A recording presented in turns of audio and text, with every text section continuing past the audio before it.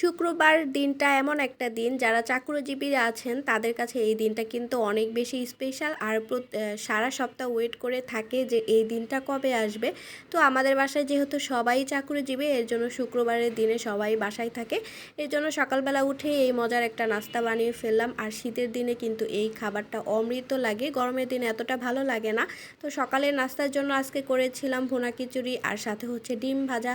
তো প্রথমেই হচ্ছে আমি এই যে ভুনা খিচুড়িটা রান্না করার জন্য মশলাটা কষিয়ে নিচ্ছি। খিচুড়ি তো সবাই রান্না করতে পারে, তো আমি আর এটা বললাম না। তো প্রথমেই এই যে পেঁয়াজ রসুন বাটা আদা বাটা সব কিছু দিয়ে দিয়েছি, সাথে এই যে যে মশলাগুলো থাকে আর কি সব দিয়েছি। সাথে আমি একটু বিরিয়ানিও মশলা দিয়েছিলাম, কেন যে দিয়েছিলাম আমি নিজেও জানি না, হয়তো বা একটু স্বাদ বাড়ানোর জন্য দিয়েছিলাম। আর সাথে হচ্ছে আমি একটা ম্যাজিক মশলাও দিয়েছিলাম। খিচুড়িতে কিন্তু আমি ম্যাজিক মশলা দিই, অনেক ভালো লাগে খেতে, আপনারা ট্রাই করতে পারেন। আর এই যে মুরগির হচ্ছে একটু হাড্ডি টাড্ডি ছিল আর কি, সেগুলো দিয়েই আমি আজকে খিচুড়িটা রান্না করব।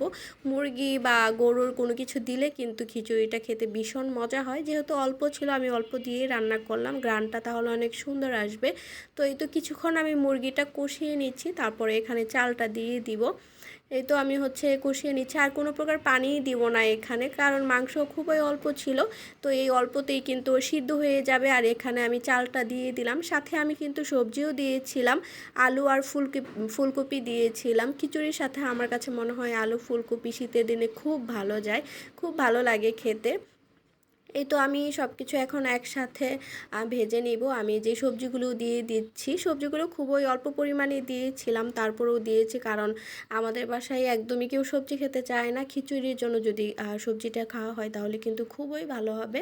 তো এই যে আমি একটা ম্যাজিক মশলাও দিয়ে দিচ্ছি। ম্যাজিক মশলা হচ্ছে আমি খিচুড়িতে দিই।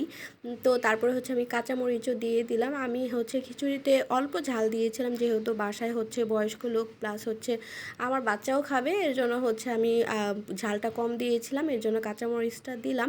তো কিছুক্ষণ ভাজা হয়ে যাওয়ার পর এখানে হচ্ছে আমি ফুটন্ত গরম পানি দিয়েছিলাম আর কি। এই মাপটা তো সবাই জানে, যারা আমরা রান্না বান্না করি সবাই তো জানি। তো এখন হচ্ছে পানিটা শুকিয়ে গেলে আমি দমে বসিয়ে দিব। এই যে খিচুড়িটা প্রায় হয়ে গিয়েছে, এখন প্লাস 10 মিনিটের মতো দমে রাখলেই কিন্তু আমার খিচুড়িটা রেডি। তো তারপরে হচ্ছে আমি ডিম ভাজা করে নেব। আজকে পোলাওয়ের চালটা দিয়ে একদম ভুনা খিচুড়িটা করে ফেলছিলাম। এখানে কিন্তু দেখা যাচ্ছে যে একদম গলে গিয়েছে, খিচুড়িটা কিন্তু একদমই গলে যায়নি, অনেক বেশি মজা হয়েছিল। আর যেহেতু মসুরের ডাল দিলে কিন্তু এমনি খিচুড়িটা একদম ভুনা হয় না, একটু আঠালো আঠালো হয়, এটাও কিন্তু বেশ ভালো লাগে, বিশেষ করে এই যে ডিম দিয়ে খেতে। আমি তো ডিমটা ভেজে নিচ্ছি, ডিম দিয়ে সাথে হচ্ছে ভুনা খিচুড়ি বা পেঁয়াজের একটা মাখানো থাকে, সেটাও আমি করি, সেটা আর ভিডিও করা হয়নি।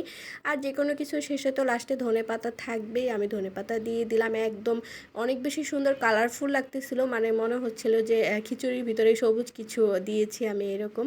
তো বেশি করে আমি ধনেপাতা দিয়েছি। এখন খুব সুন্দর করে মিক্স করে নিব, একদম খুব গরম একটা ধোঁয়া উঠতেছিল। তো এই তো আমার খিচুড়ির ফাইনাল লুক, খেতে কিন্তু ভীষণ মজা হয়েছিল।